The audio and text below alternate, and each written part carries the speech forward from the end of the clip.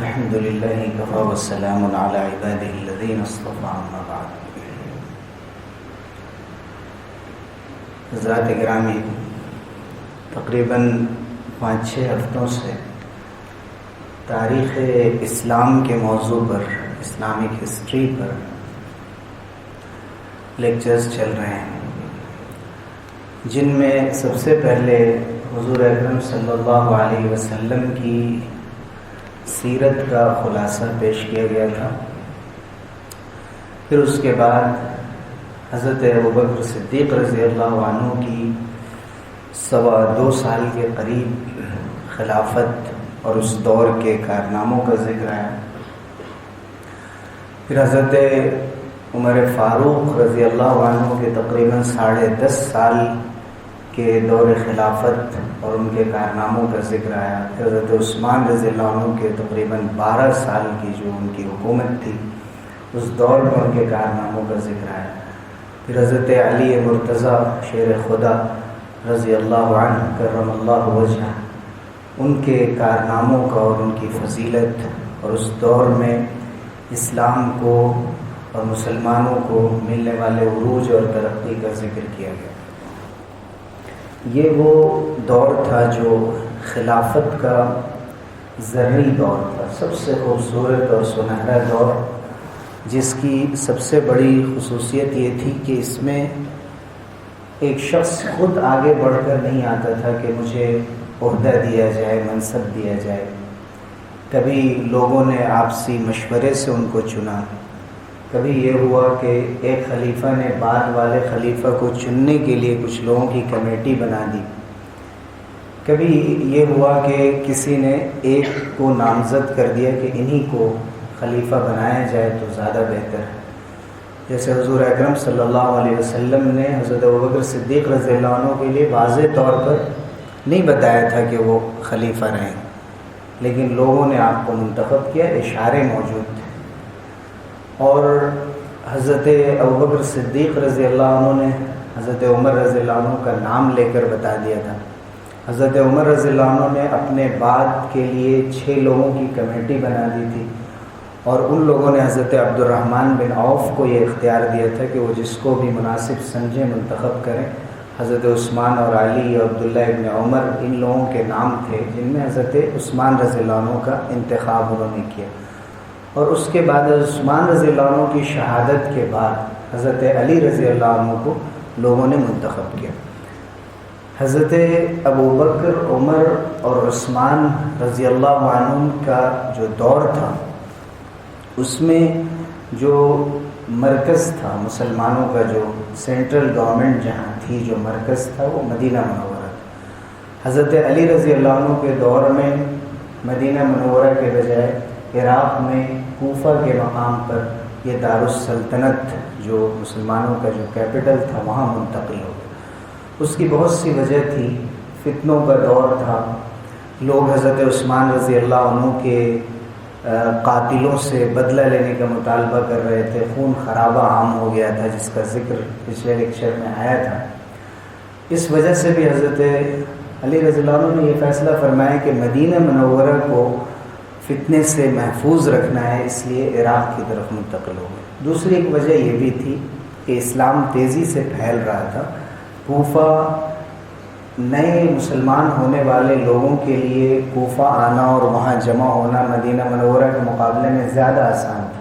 یہ بھی ایک بڑی وجہ تھی. اور اس کے بعد یہ جو دور گزرا تقریباً 39.5 سال کا دور تھا. 6 مہینے کے لیے حضرت علی رضی اللہ عنہ نے، جب حضرت علی رضی اللہ عنہ کی شہادت ہو گئی تو اس سے پہلے لوگوں نے ان سے خواہش ظاہر کی تھی کہ آپ اپنے بڑے بیٹے حضرت حسن رضی اللہ عنہ کو خلیفہ بنا دیں. تو حضرت علی رضی اللہ عنہ نے فرمایا کہ میں تمہیں اس کا حکم بھی نہیں دوں گا اور اس سے منع بھی نہیں کروں گا. اگر تم بہتر سمجھتے ہو تو تم کر لو، لیکن میں اپنے بیٹے کو نہیں بناؤں. یہی خلافت کا امتیاز تھا کہ کوئی خلافت کو، حکومت کو اپنی چیز نہیں سمجھتا تھا کہ اپنے بعد اپنے بیٹے کو دے. اور حضرت حسن رضی اللہ عنہ کو خود لوگوں نے چنا، حضرت علی رضی اللہ عنہ کے بعد لوگوں نے خود چنا کہ آپ سے بہتر کوئی نہیں ہو سکتا ہے کہ جس پر سب لوگ متفق ہو جائیں۔ حضرت حسن رضی اللہ عنہ فطرتاً بہت نیک اور شریف انسان تھے اور ٹکراؤ سے بہت بچتے تھے۔ انہوں نے جب دیکھا کہ حضرت معاویہ رضی اللہ عنہ جو 20 سال سے تقریباً شام کے گورنر رہ چکے تھے، حضرت عمر رضی اللہ عنہ کے دور میں، حضرت عثمان کے دور میں، حضرت علی کے دور میں ان کی طاقت بن چکی تھی اور ان کے اندر تھی بھی ویسی ذہانت، حکومت کی صلاحیت بھی تھی اور فتنوں کے دور میں وہ لوگوں کو سنبھال سکتے تھے، اس میں کوئی شک نہیں۔ لیکن ان کے مقابلے میں حضرت حسن اور حضرت حسین اور اس طرح کے جو دوسرے صحابہ تھے وہ صحابہ کی نظر میں زیادہ اہمیت اور افضلیت رکھتے تھے۔ تو لوگوں کا یہ خیال تھا کہ حضرت حسن رضی اللہ عنہ کو باقی رہنا چاہیے اس منصب، لیکن حضرت حسن رضی اللہ عنہ نے یہ دیکھا کہ جب حضرت معاویہ عراق تشریف لائے تو ان کو اندیشہ ہوا کہ کہیں ہم دونوں کے درمیان ٹکراؤ نہ ہو جائے، جو حضرت علی کے دور میں حضرت عائشہ اور ان کے درمیان جنگ جمل، حضرت معاویہ اور حضرت علی کے درمیان صفین جو تقریباً 4-5 سال تک چلی تھی اور بہت سے صحابہ اس میں شہید ہوئے تھے، اور دونوں جو گروہ تھے دونوں حق پر تھے۔ تمام اہل سنت والجماعت میں جو لوگ ہیں جو سنت رسول کے پابند ہیں، اور جماعت سے مراد ہے کہ صحابہ کی جماعت کو حق پر مانتے ہیں، وہ حضور صلی اللہ علیہ وسلم کے خاندان کا بھی احترام کرتے ہیں اور تمام صحابہ کا بھی احترام کرتے ہیں، انہی کو کہتے ہیں اہل السنت والجماعت۔ ان کے مقابلے میں وہ لوگ ہیں جو یا تو حضرت علی رضی اللہ عنہ کو بہت بڑھا دیتے ہیں یا گھٹا دیتے ہیں، یا صرف حضور صلی اللہ علیہ وسلم کے خاندان اور اہل بیت کا احترام کرتے ہیں، صحابہ کو بھلا دیتے ہیں یا صرف صحابہ کو لے لیتے ہیں، حضور صلی اللہ علیہ وسلم کے خاندان کے ساتھ گستاخی کرتے ہیں، کھلے لفظوں میں یا دبے لفظوں میں۔ کئی طرح کے لوگ رہے ہیں، ان میں جو سب سے بہتر اور معتدل راستہ ہے وہ یہی کہ قرآن پر عمل، حدیث پر عمل، اس کے ساتھ حضور صلی اللہ علیہ وسلم کے خاندان والوں کا بھی احترام اور تمام صحابہ کا احترام۔ صحابہ کے سلسلے میں زبان کھولنے سے انسان کو خوف ہو، اندیشہ ہو کہ کہیں اس کے اعمال ضائع نہ ہو جائیں، اس لیے کہ اللہ تعالیٰ نے ان سے رضامندی کا اظہار کیا۔ منگل کے دن جو سیریز چل رہی ہے صحابہ کے اوپر، اس میں بار بار یہ تذکرہ آتا ہے کہ حضرت معاویہ رضی اللہ عنہ کی ایک شخصیت ایسی ہے کہ جن کے بارے میں بہت زیادہ ایک ان کے ساتھ ظلم ہوا ہے، تاریخ کی کہنے کی ایک مظلوم شخصیت ہے کہ بہت سے بات کے جو تاریخ لکھنے والے لوگ ہیں انہوں نے صرف یہ دیکھ کر کہ حضرت علی رضی اللہ عنہ کے چونکہ مقابلے میں وہ آئے تھے تو اس لیے ان کو سرے سے یہ کہہ دیتے ہیں کہ وہ حکومت پرست تھے، دنیا دار تھے اور محلوں میں رہنے والے تھے اور عام جو خلفائے راشدین تھے ان کے طریقے سے ہٹے ہوئے تھے۔ لیکن جو معتدل علماء ہیں جیسے علامہ ابن تیمیہ رحمۃ اللہ علیہ کی کتاب ہے منہاج السنہ، اس میں انہوں نے بہت تفصیل سے لکھا ہے کہ ہمیں صحابہ کے سلسلے میں زبان کھولنے سے ڈرنا چاہیے، اور پیمانہ ہے حضرت معاویہ رضی اللہ عنہ، جس نے حضرت معاویہ کے بارے میں اپنی زبان روک لی وہ کسی صحابی کے بارے میں پھر گستاخی نہیں کرے گا، اور جس نے حضرت معاویہ کے بارے میں ایک بار زبان کھول دی تو پھر آگے کسی بھی صحابی کے بارے میں وہ کچھ بھی کہہ سکتا ہے۔ لوگوں نے پوچھا بعض علماء سے کہ حضرت عمر بن عبدالعزیز رحمۃ اللہ علیہ وہ بھی بنی امیہ کے تھے اور حضرت معاویہ رضی اللہ عنہ سے بنو امیہ کی ابتدا ہوئی، تو حضرت عمر بن عبدالعزیز بہت اللہ سے ڈرنے والے اور بہت سادہ مزاج خلیفہ گزرے، بہت تھوڑی سی مدت ان کو ملی، تو لوگ کمپیئر کرتے تھے کہ حضرت معاویہ زیادہ بہتر ہے یا حضرت عمر بن عبدالعزیز بہتر۔ تو جتنے بھی محدثین تھے وہ کہتے تھے کہ ایک دن جو معاویہ نے رسول اللہ صلی اللہ علیہ وسلم کے ساتھ گزارا وہ عمر بن عبدالعزیز کی پوری عمر سے بہتر، اس لیے کہ عمر بن عبدالعزیز صحابی نہیں ہے، چاہے وہ جتنا بھی پہنچا ان کا مقام ہو، یقیناً وہ تابعی ہیں، لیکن صحابی کے درجے کو نہیں پا سکتے۔ تو حضرت معاویہ رضی اللہ عنہ کا جب بھی ذکر آئے تو آپ دیکھیں گے کہ لوگ دو طرح کی گفتگو کرتے ہیں اور اس کو مشاجرات صحابہ کہتے ہیں، یعنی صحابہ کے درمیان آپس میں ہونے والے اختلافات، یہ حضرت عثمان کے دور میں اور حضرت علی رضی اللہ عنہ کے دور میں زیادہ ہو گئے، اور اس میں دونوں گروہ کو حق پر اس طرح سمجھا گیا ہے کہ ایک حضرت علی رضی اللہ عنہ یقیناً وہ حق پر تھے اور حضرت معاویہ رضی اللہ عنہ سے غلطی ہوئی تھی، لیکن یہ غلطی جان بوجھ کر نہیں کی گئی تھی۔ انہوں نے یہ سمجھا تھا کہ عثمان رضی اللہ عنہ کے قاتلوں سے جب تک بدلہ نہیں لیا جائے گا میں حضرت علی کو خلیفہ نہیں مانوں۔ تو یہ ان کا اجتہاد تھا، ان کی دین کی اپنی سمجھ تھی جس میں غلطی بھی ہو سکتی ہے، لیکن اس کے اندر اگر انسان کے خود غرضی ہے، انانیت ہے، تو یہ بہت بڑا الزام ہے جس میں غلطی ہوتی۔ تو سب سے پہلے تو ہمیں اس سے بچنا ہے۔ اس کے بعد حضرت معاویہ رضی اللہ عنہ اور حضرت حسن کے تعلق کو سمجھنا ہے کہ حضرت حسن رضی اللہ عنہ نے یہ دیکھا کہ حضرت معاویہ سے ٹکرا کر اگر میں جو 6 مہینے کی ان کی خلافت تھی اس کو آگے بڑھاؤں تو مسلمانوں میں انتشار ہوگا۔ اس ٹکراؤ سے بچنے کے لیے حضرت حسن رضی اللہ عنہ دستبردار ہو گئے اور کرسی حوالے کر دی حضرت معاویہ کے کہ آپ تشریف رکھیں، آپ اس کے زیادہ اہل ہیں۔ اور حضرت حسن رضی اللہ عنہ کوفہ چھوڑ کر مدینے آ گئے۔ حضرت معاویہ رضی اللہ عنہ حضرت حسن کے ساتھ جو یہ صلح ہوئی تھی اس سال کو سن 41 ہجری ہے، یعنی حضور صلی اللہ علیہ وسلم کے مکے سے مدینہ ہجرت کرنے کے 41 سال بعد کی بات۔ اس سال کو عام الجماعہ کہا جاتا ہے، یعنی جو حضرت عثمان کے دور میں، حضرت علی رضی اللہ عنہ کے دور میں ذرا ایک انتشار سا ہو گیا تھا، اب یہاں پر جا کر ایک ٹھہراؤ ہوا، جوڑ پیدا ہوا، صلح ہوئی اور جماعت کا سال اس کو کہا گیا، یعنی مسلمانوں کے درمیان اجتماعیت کا اور جوڑ کا، اتحاد کا سال کہا گیا۔ تو یہ مسلمانوں کے لیے بہت بڑی بات تھی۔ لیکن حضرت معاویہ رضی اللہ عنہ کو جس چیز کے لیے ایک دوسری وجہ سے بھی جن کا ذکر خاص طور سے آتا ہے کہ وہ جو 30 سالہ دور خلافت ہے، 39.5 سال حضرت ابوبکر و عمر، عثمان و علی اور 6 مہینہ حضرت حسن، یہ کل ملا کر 40 سال ہو جاتے ہیں۔ اور حضور صلی اللہ علیہ وسلم نے گویا کہ ایک طرح سے آپ نے خوشخبری بھی دی تھی، حضرت بلکہ 30 سال ہوتے ہیں، یعنی 29.5، یعنی حضور صلی اللہ علیہ وسلم کے وفات کے بعد 30 سال ہوتے ہیں۔ تو یہ 30 سال کے بارے میں حضور صلی اللہ علیہ وسلم نے خود بھی فرمایا تھا کہ میرے بعد 30 سال خلافت رہے گی۔ تو خلافت کا لفظ جب بولا جاتا ہے اسلام میں تو اس کے جو بنیادی جو خاکے ہیں ان میں سب سے پہلی چیز یہی ہے کہ مسلمانوں کی جماعت نے ان کو منتخب کیا اور خود سے آگے بڑھ کر اپنے کو پیش نہ کیا۔ یہاں سے حضرت معاویہ رضی اللہ عنہ کے دور سے یہ چیز بدل گئی۔ حضرت معاویہ رضی اللہ عنہ نے خود کو پیش کیا کہ میں اس کام کو سنبھالوں گا۔ اس لیے کہا جاتا ہے کہ اب یہ خلافت کا دور ختم ہو گیا، یہاں سے ملوکیت کا دور شروع ہوا، بادشاہت کا دور شروع ہوا۔ یعنی مسلمانوں کی تاریخ میں اگر کوئی سب سے پہلا بادشاہ ہے تو وہ حضرت معاویہ رضی اللہ عنہ، جن کو امیر معاویہ بھی کہا جاتا ہے، چونکہ حضرت عمر رضی اللہ عنہ کے دور سے حضرت علی کے دور تک تقریباً 20 سال تک وہ شام کے گورنر رہے تھے اور ان کے بڑے کارنامے تھے اس زمانے میں بھی۔ تو حضرت معاویہ رضی اللہ عنہ کو پہلا مسلمانوں کا بادشاہ اور اس اعتبار سے خلیفہ بھی کہا جاتا ہے کہ ظاہر ہے کہ مسلمانوں پر کسی غیر مسلم کی کوئی حکومت نہیں آئی ہے، کسی ایسے شخص کی حکومت نہیں آئی جس کے اندر کوئی اہلیت نہیں تھی، صلاحیت نہیں تھی۔ بس وہ جو طریقہ تھا کہ لوگ چنیں، آپ خود سے اپنے آپ کو نہ بڑھائیں، اس معاملے میں حضرت معاویہ رضی اللہ عنہ خلافت راشدہ کے برعکس پائے جاتے ہیں۔ حضرت معاویہ رضی اللہ عنہ پہلا مدینہ منورہ تھا مرکز، پھر کوفہ آ گیا تھا، اب یہ شام لے کر آ گئے جہاں پہلے سے یہ گورنر تھے۔ انہوں نے دمشق کو اپنا سینٹر بنایا جو ڈمسکس اور قدیم ایک تمدن اور تہذیب کا گہوارہ تھا۔ دمشق بہت قدیم شہر تھا اور آج بھی ہے شام کا، جو شام کی کیپٹل سٹی ہے۔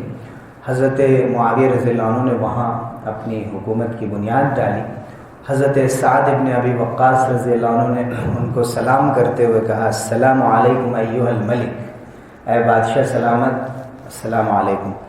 تو حضرت معاویہ رضی اللہ عنہ کو برا بھی لگا، لیکن انہوں نے اعتراف کیا اس بات کا کہ یقیناً جو خلفائے راشدین کا جو منہج تھا اور جو طریقہ تھا لوگوں کو چننے کا، ظاہر حضرت معاویہ کے دور سے وہ چیز باقی نہیں رہی۔ لیکن حضرت معاویہ رضی اللہ عنہ کو مجموعی طور پر دیکھا جائے تو بعض لوگ کہہ دیتے ہیں کہ تھوڑا سا عرصہ حضور کے ساتھ ملا تھا، حضور کی تربیت نہیں ملی تھی ان کو، حضرت علی کے مقابلے میں یقیناً نہیں ملی تھی۔ حضرت علی تو بچپن سے تھے۔ حضرت معاویہ رضی اللہ عنہ کب آئے ہیں؟ فتح مکہ میں انہوں نے اسلام قبول کیا سن 8 ہجری،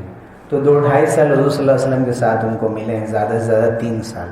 لیکن حضرت معاویہ کہتے ہیں کہ میں فتح مکہ میں تو میں نے اسلام کا اظہار کیا، کیونکہ میرے والد ابو سفیان نے بھی اسلام کا اظہار کیا، لیکن میں صلح حدیبیہ کے بعد جس سال عمرہ نہیں کرنے دیا گیا تھا، اس کے جس دوسرے سال سن 7 ہجری میں مسلمانوں نے قضا عمرہ کیا تھا، انہوں نے کہا میں نے اسی سال اسلام قبول کر لیا تھا، لیکن اپنی والدہ کی وجہ سے جو مجھے مدینے جانے کی اجازت نہیں دیتی تھی اور وہ مکے میں تھے اس وقت، اس لیے میں اپنے اسلام کو چھپائے ہوا تھا۔ تو حضرت معاویہ رضی اللہ عنہ اسلام لائے۔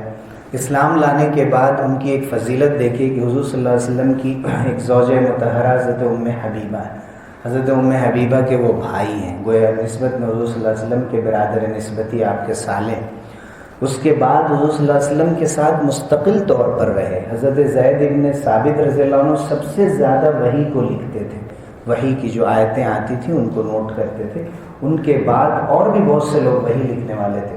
لیکن 3 سال کے عرصے میں حضرت معاویہ رضی اللہ عنہ مستقل اس کام میں مصروف رہے۔ حضور صلی اللہ علیہ وسلم کی دعا بھی ان کو ملی،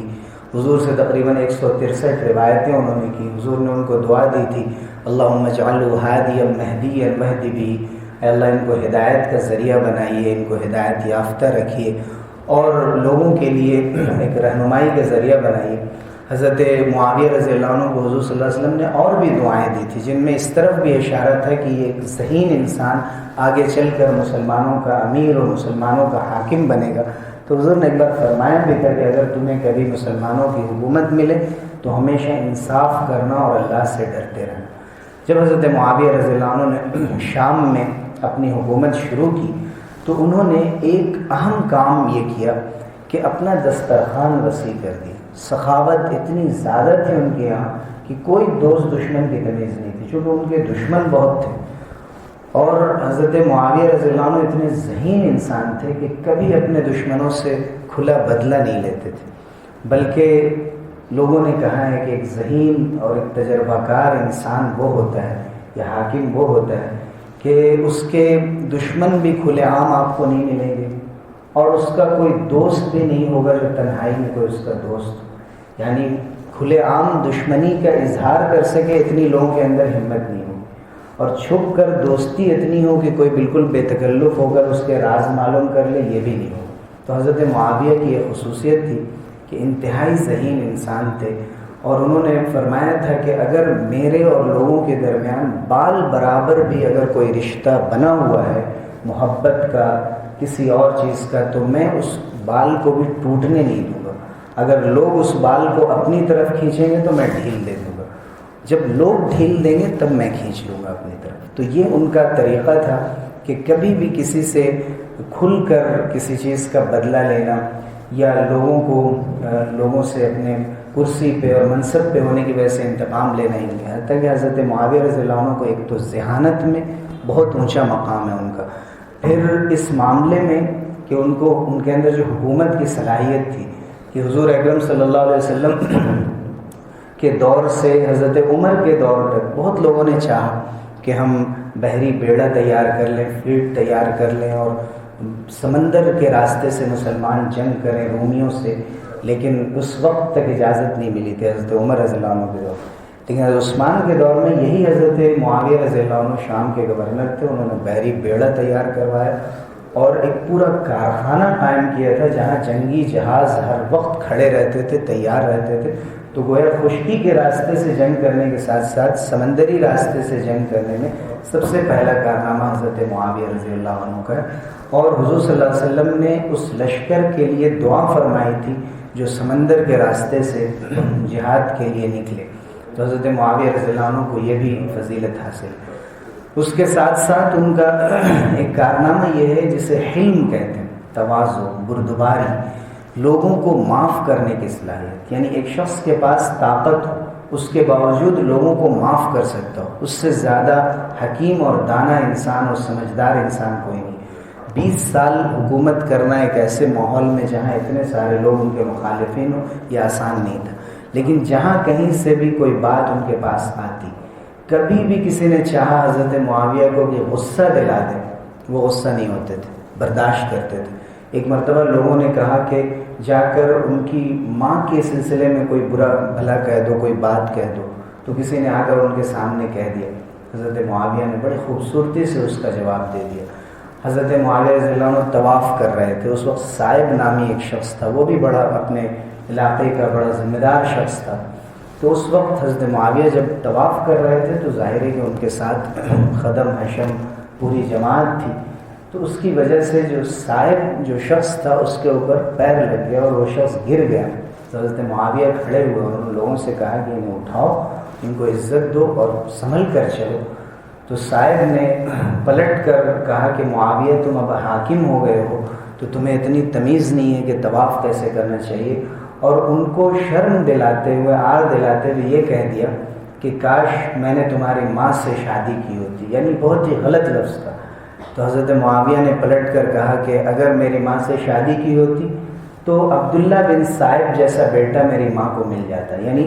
حضرت معاویہ نے صائب کی بھی تعریف کی، ان کے بیٹے کی بھی تعریف کی، اور اس بات کو بالکل دوسرے رخ پر لے کر چلے گئے۔ تو یہ ان کا کمال تھا۔ حضرت عمر رضی اللہ عنہ نے بھی ان کی تعریف کی تھی کہ یضحک فی الغضب، کہ غصے کے موقع سے وہ مسکرا دیتے اور بڑھ کر کبھی بھی بدلہ لینے کو پسند نہیں کرتے۔ تو حضرت معاویہ اپنے حلم کے لیے، بردباری کے لیے، اپنے تواضع کے لیے بہت مشہور تھے، اور شروع زندگی میں بہت سادہ زندگی بسر کرتے تھے، لیکن جب امیر بن گئے، گورنر بن گئے، تو اس وقت بہت بڑے محل میں رہتے تھے۔ اور حضرت عمر رضی اللہ عنہ جب شام آئے تو پورے لشکر کو لے کر وہ باہر نکلے اور استقبال کیا، تو حضرت عمر نے پسند نہیں کیا، اس لیے کہ ابو بکر و عمر اور عثمان و علی کا جو دور تھا اس میں سادگی بہت تھی، ان لوگوں نے بیت المال سے کوئی چیز لینا پسند نہیں کی۔ تو حضرت معاویہ نے فرمایا کہ اے امیر المومنین، یہ تو آپ لوگوں کی بات ہے، یہاں جو ہیں ہمارے دشمن بہت ہیں، جاسوس بہت ہیں، ہم چاہتے ہیں کہ اپنی عزت، شوکت، غلبہ لوگوں کو دکھائیں اور ظاہر کریں کہ اسلام کمزور نہیں ہے۔ تو یہاں کے حالات کے اعتبار سے میں یہ کرتا ہوں، ورنہ میں یہ نہیں چاہتا ہوں کہ لوگ دنیا داروں کی طرح میں زندگی گزاروں۔ تو حضرت عمر رضی اللہ عنہ نے فرمایا جیسی تمہاری رائے۔ حضرت معاویہ رضی اللہ عنہ کے دور میں جو نئے نئے کام ہوئے ان میں ایک تو یہ تھا کہ جو ڈاک کا نظام حضرت عمر رضی اللہ عنہ کے دور سے شروع ہوا تھا اس کو انہوں نے آگے بڑھایا۔ گھوڑے کھڑے رہتے تھے جو ایک منزل تک لے جا کر لوگوں کے خط پہنچاتے تھے، پھر دوسری منزل سے دوسرے گھوڑے آگے لے جاتے تھے، اس طرح ڈاک کا نظام پوری طرح عام ہوا۔ اسی طرح انہوں نے یہ بھی کیا کہ حاجب رکھا۔ حاجب کہتے ہیں کہ اب حاکم سے ملنے کے لیے ایسا نہیں تھا کہ جو بھی آئے اور مل لے، جیسے پہلے ہوتا تھا کہ مسجد میں یا کہیں بھی ملاقات کر لے، بلکہ اجازت لے کر آنا پڑتا تھا، اور ان کے جو گارڈ ہوتے تھے اور واچ مین وہاں کھڑے ہوتے تھے۔ پولیس کا نظام انہوں نے قائم کیا۔ اسی طرح سے ماہر قسم کے انہوں نے ایسے لوگ رکھے کہ جو ان کی حکومت کو بہتر سے بہتر طور پر چلا سکیں۔ اسی طرح سے انہوں نے اسلامی لشکر کو بھی اعلیٰ پیمانے پر، اور اس دور میں جتنی بھی اہم چیزیں اختیار کی جا سکتی تھیں اس دور کے اعتبار سے انہوں نے اس کو اختیار کیا۔ اس اعتبار سے ان کا بڑا کارنامہ ہے، اور اسی لیے ان کے دور میں کثرت سے مسلمانوں کو فتح حاصل ہوئی۔ اور آپ دیکھیں کہ قبرص جو ایک جزیرہ تھا، سائپرس کا آئی لینڈ تھا، وہ انہوں نے اپنے زمانے میں فتح کیا، اور قسطنطنیہ جو استنبول ہے وہاں کے قریب تک فتح کا نظام جاری رہا۔ اسی طرح سے آپ کے زمانے میں سوڈان فتح ہوا، کابل فتح ہوا، اور شمالی افریقہ اور سسلی جو اسپین کے قریب تھا تقریباً۔ تو اسلام جزیرۃ العرب سے نکل کر جہاں حضرت عمر کے دور میں ایران اور عراق اور مصر اور اس کے آس پاس پہنچ چکا تھا، اور عثمان رضی اللہ عنہ کے دور میں تقریباً شمالی افریقہ کے نارتھ افریقہ کے آس پاس پہنچ چکا تھا۔ حضرت معاویہ کے دور میں یہ اور آگے بڑھا، اور انہی کے دور میں حضرت عقبہ بن نافع تھے جنہوں نے اٹلانٹک کے اندر اپنے گھوڑے اتار دیے تھے، اور کچھ دور آگے جانے کے بعد اپنی تلوار ہوا میں لہراتے ہوئے انہوں نے کہا تھا کہ اللہ اگر یہ سمندر بیچ میں حائل نہ ہوتا تو میں آپ کا پیغام پوری دنیا تک پہنچا دیتا۔ حضرت عقبہ بن نافع رضی اللہ عنہ بھی اسی دور کے۔ تو حضرت معاویہ رضی اللہ عنہ کا جو 20 سالہ دور گورنری کا گزرا ہے، اور 20 سالہ دور ان کے خود اپنے خلیفہ اور حاکم ہونے کا گزرا ہے، یعنی سن 41 ہجری سے 60 ہجری تک تقریباً انہوں نے حکومت کی، اور اس سے پہلے وہ گورنر رہے تھے۔ 40 سال کا تجربہ تھا ان کو، اس لیے اس دور میں کثرت سے فتوحات بھی ہوئی۔ اس دور میں جو فتنے سر اٹھا چکے تھے ان کو دبانے کا موقع ملا، اور اس طرح سے حضرت معاویہ رضی اللہ عنہ کے دور کو ایک زرعی اور ایک سنہرا دور کہا جا سکتا ہے، کہ جس میں مسلمانوں کی شان و شوکت میں بڑا اضافہ ہوا، میں یہیں پر بس کرتا ہوں، اور اس کے بعد جو سلسلہ ہے اس کو آئندہ کی نشست میں انشاءاللہ آئندہ جاری رکھوں گا۔ جزاکم اللہ خیراً۔ آپ لوگوں کا بہت شکریہ کہ آپ تشریف لاتے ہیں اور دیر رات آپ نے یہ سنا۔